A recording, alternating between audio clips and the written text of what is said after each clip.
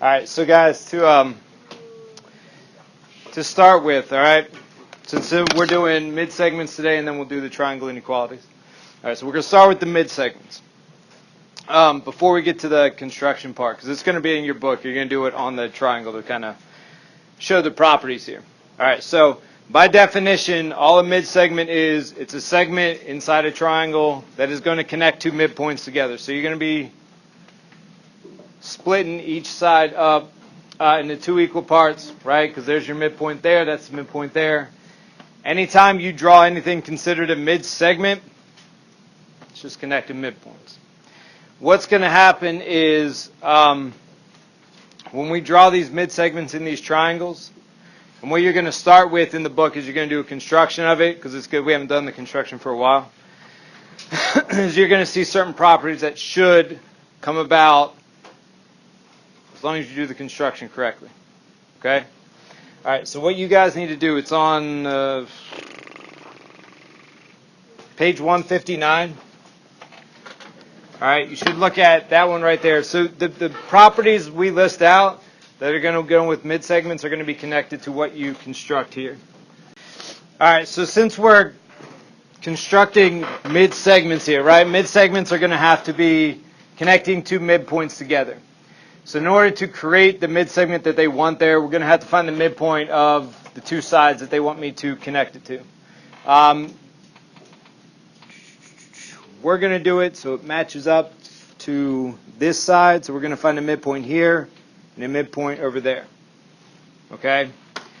If you remember, when you do, to find a midpoint, when you're doing constructions, you have to construct a bisector to it. This one was like probably the easier construction we did. The one thing you had to make sure of when you make these arcs was that since we're doing a midpoint, we have to go beyond like the midpoint of it. So the one thing you have to make sure is wherever your pencil is, it has to go beyond the middle of that segment. Okay, just do that first. All right, you're going to make a total of, there should be 4 arcs for each one of these. You can make 2 large ones, but it's going to look really messy inside the triangle, so you're going to want to make 4 smaller ones. Point of the compass has to go at each endpoint for the segment, so we're doing it for DE and we're doing it for EF. I'll start with the one that's at DE. So if you put your compass at E, then just go above it somewhere and make an arc. And then repeat the process again just below it. So essentially you're making like one large arc, but I'm kind of leaving this gap in the middle of the arc empty, just because I'm going to put points in there and draw inside the triangle, so I don't want it to get too messy. All right, so put another one there. And then without changing the width of your compass, pick it up.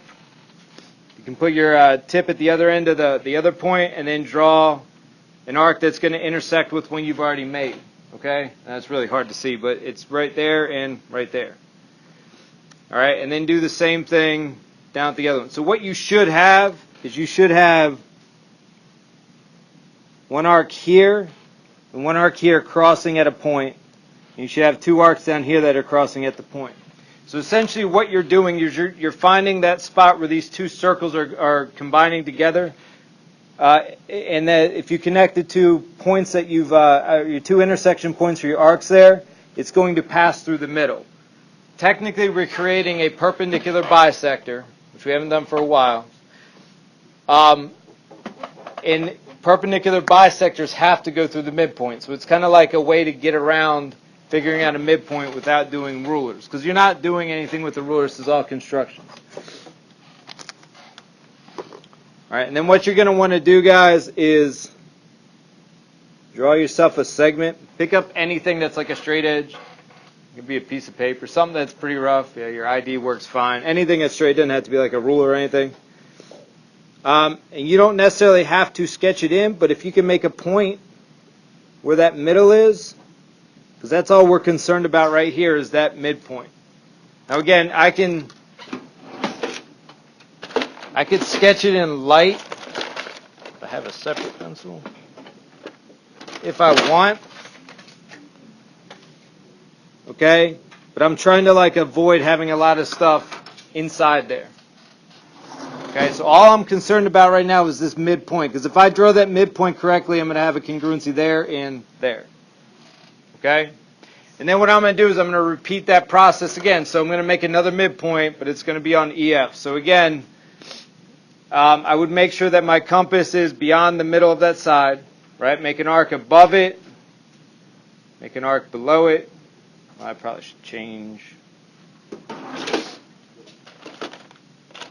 You might want to change the lengths of that so you don't get anything too crazy there.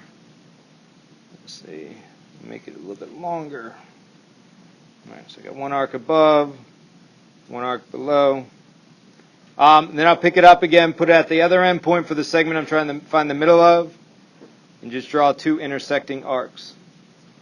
Okay, so now it's already starting to get messy because I got so many arcs here, but I've got an intersection here and here. So again, if I put a straight edge between those two points that I've just created with those new arcs, that point right there is going to be my midpoint. So I know that this side, or from E to that point there, and from E to that one are going to be the same.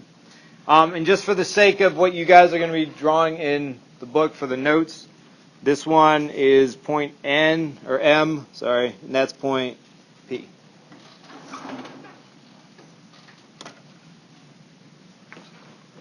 If you did all that in pencil, like if you want to erase the stuff that's inside, like all these other arcs that are kind of messing everything up, you can get rid of them, okay, because you've already used them for the purpose of making your construction. So now if I connect the 2 points that I've done with the midpoints there,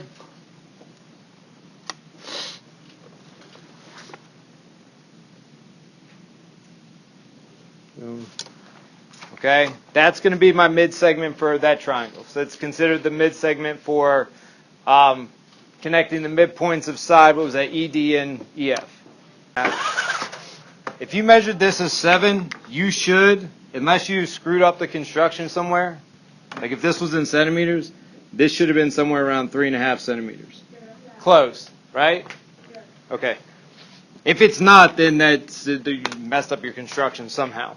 Okay, but what you guys should see is whenever you create a mid-segment, like the relationship between those two, meaning that this one is 1/2 of that side down there, it's always going to hold, okay? It's in the middle, right? And we always said if you're in the middle, just always think half.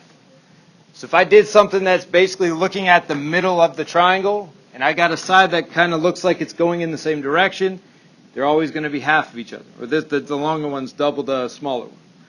Okay? So there's two things. I don't know what all the questions are. All right, so the relationship between MP and DF is that MP that you drew is going to be 1/2 of whatever DF is. And again, if your measurements did not work out right, and I know with the ruler, you don't usually go with that in here because we always use like generic numbers. But for the sake of checking, you should have a measurement that's pretty close to 1/2. Now again, as accurate as you can look at on the ruler, okay? The other thing that looks, if you've got two lines that are going kind of like that, how else can you classify those? Parallel. So these are also going to be parallel to each other, which you could throw in the relationship between MP and DF. Okay? If I wanted to go through the rest of them, if I look at the relationship between DM and ME, I can look at those as, hey, this is the midpoint. I know that DM has to be equal to ME, so whatever the measurements are, or congruent. The same thing we go with FP and PE because, again, this was the midpoint, so it's cutting that entire side in half. Right? If you're at the middle, it's always half of the length.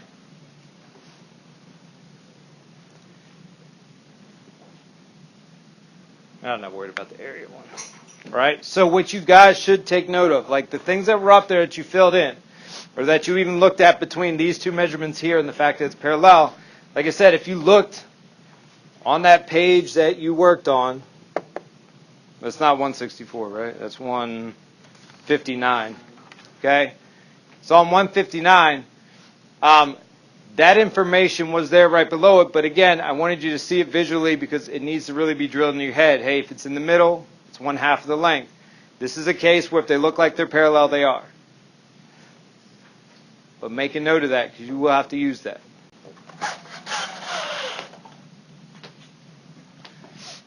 So now, again, the problems they give you, you're not necessarily going to see something classified as a midsegment. It's going to be a matter of you guys are going to have to look at the picture, recognize the fact that, hey, those two segments are equal.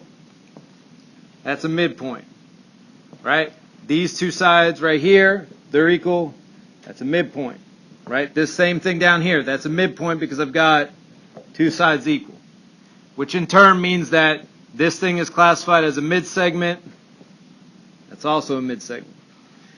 So when you're looking at it, the ones that look like they're going in the same direction, the parallel lines, the relationship be the longer one is twice the size of the smaller one, or flip it and the smaller one's half the size of the bigger one.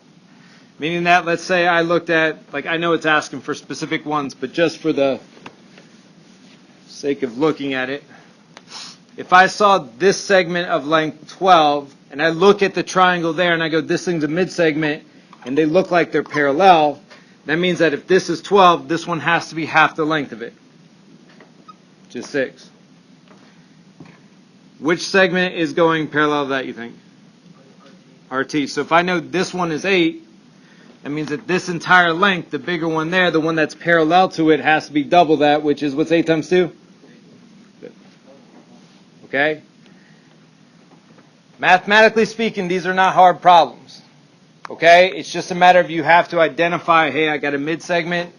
I've got the parallel lines are matching up. You've got to just be able to look at it. You're either multiplying by 2 or dividing by 2. So if you were looking at this, again, you don't change the way you think about it. This thing right here, this side and this side are parallel. That's a midpoint, that's a midpoint, which means this thing here is a midsegment. So that means that this one is half the size of that one. So when you're setting it up, I don't care if you remember it as this length is twice the size of this one, or this one is half the size of that. I don't really care.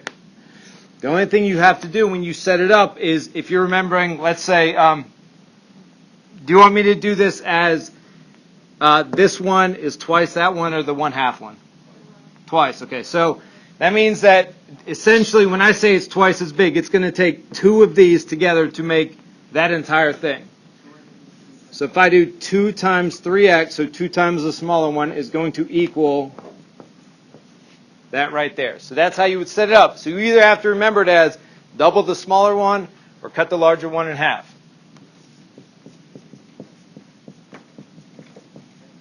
So how do I solve? What's next?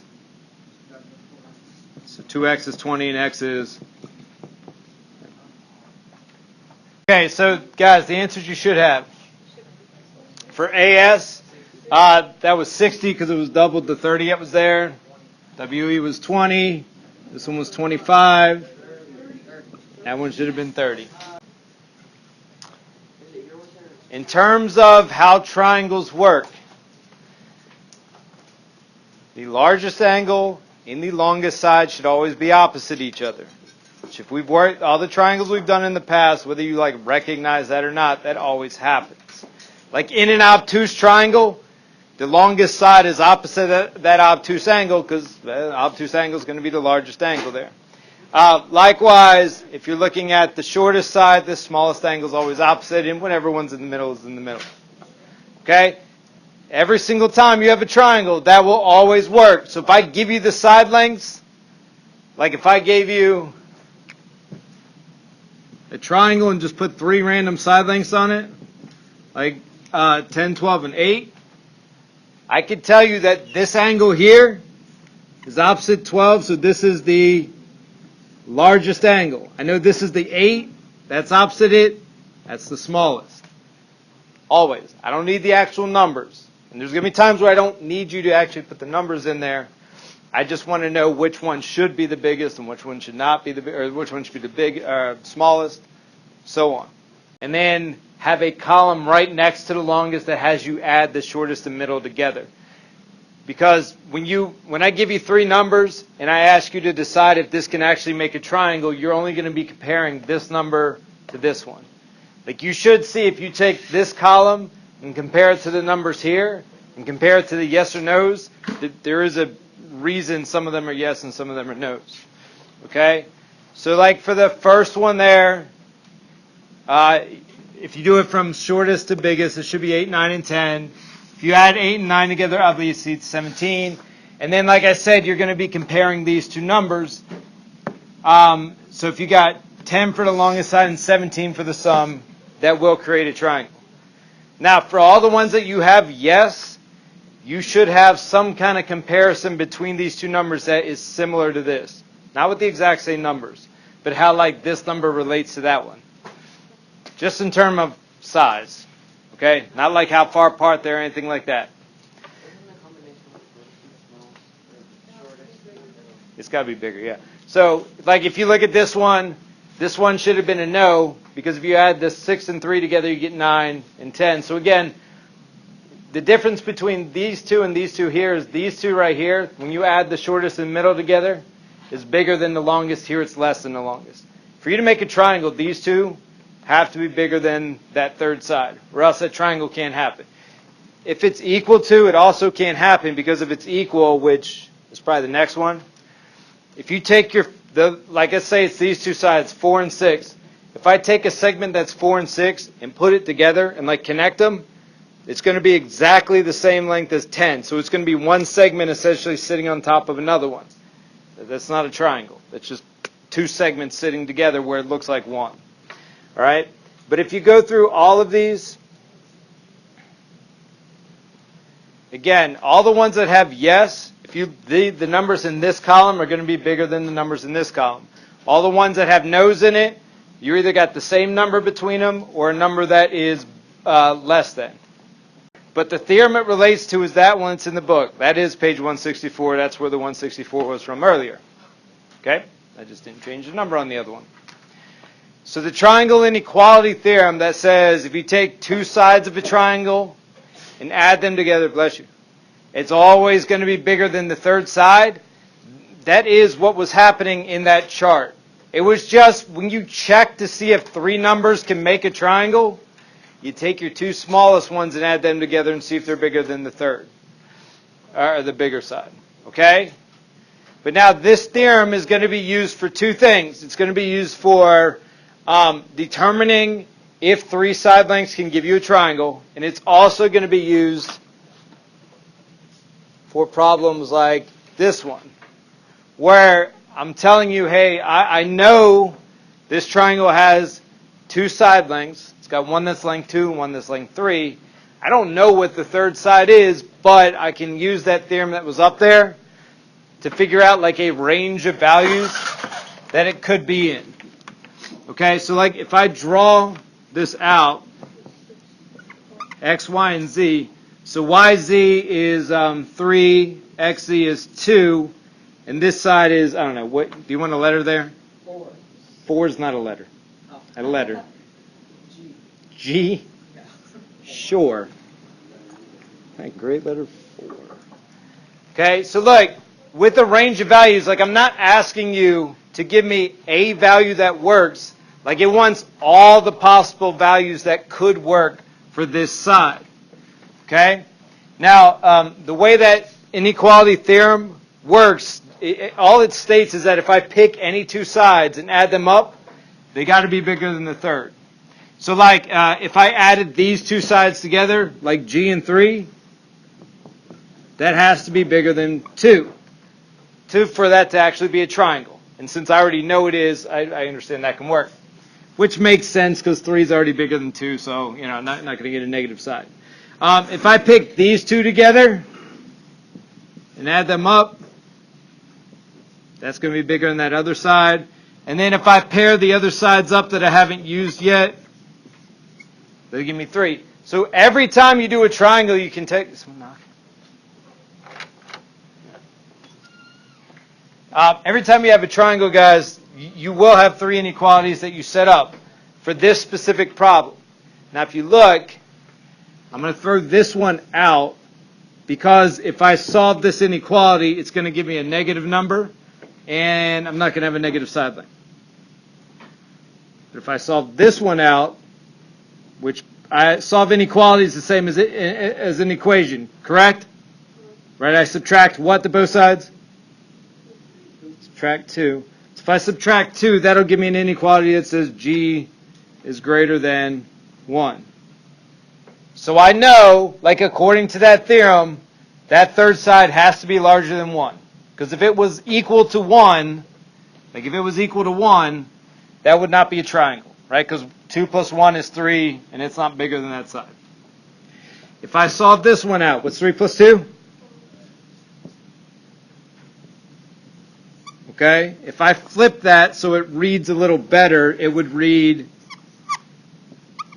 less than 5. Okay, so look, these two inequalities are telling me that third side is somewhere between 1 and 5. It can't be bigger than 5, okay? Because if this number is 5 or bigger, it's not going to be less than the 3 plus 2 that's there. All right? But a quick way to do these instead of writing these out every single time is the way you got 1 was subtracting the two sides. The way I got 5 was adding the two sides. Whoops. And that third side is always going to be between those values. You can either write it as two inequalities, or you can just tell me something like, you can say it in words between 1 and 5. I understand what that means. Okay? You can write it like, here's this inequality here. You can pair that up. So like a compound inequality, whatever. Okay, it's just the two side lengths, the way you get the numbers to put it in between so your range of values to hit.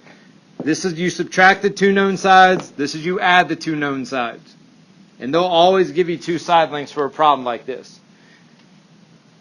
So, let's get another one. Okay, all right. The last thing just to point out real quick. This theorem on 165. Okay, so what the hinge theorem is it's a way for you to compare two triangles and determine if like one side is bigger than the other, one angle is bigger than the other. However, this thing right here is very kind of limited because for the hinge theorem, like if you actually read through it, it says that if two sides of one triangle are congruent to another two sides, meaning that you have to have two triangles that exist that have already two side lengths marked congruent. But what the way this works, and I'm going to go past this because that's in your book, but just so you can see it in kind of pictures, is saying that if I have that happen, so this would be, I've got two triangles here, I've got two pairs of congruent sides. Like all the hinge theorem allows you to do is compare this side to this one. Meaning that if I had you look at those right now, and I asked you to look at RT and VX and tell me which one do you think is the bigger side length, which one would you maybe say? Why? It's with the bigger angle. That's it. That's all the theorem is saying. But you have to have two pairs of sides congruent to each other. Okay? So all the hinge theorem is allowing you to kind of compare which side needs to be larger. And again, this is only considered larger because it's opposite the bigger angle. Okay? And likewise, I can also do that. There's a converse of it. I can give you a similar picture where I've got, again, two triangles. I've got two pairs of sides. But now instead of giving you angle measures, I give you this side is 8 and this side is 7. And I would ask you, say, is angle A bigger or is angle D bigger? Why? Because the side length's bigger. So A's got to be a bigger one because it's with the bigger side.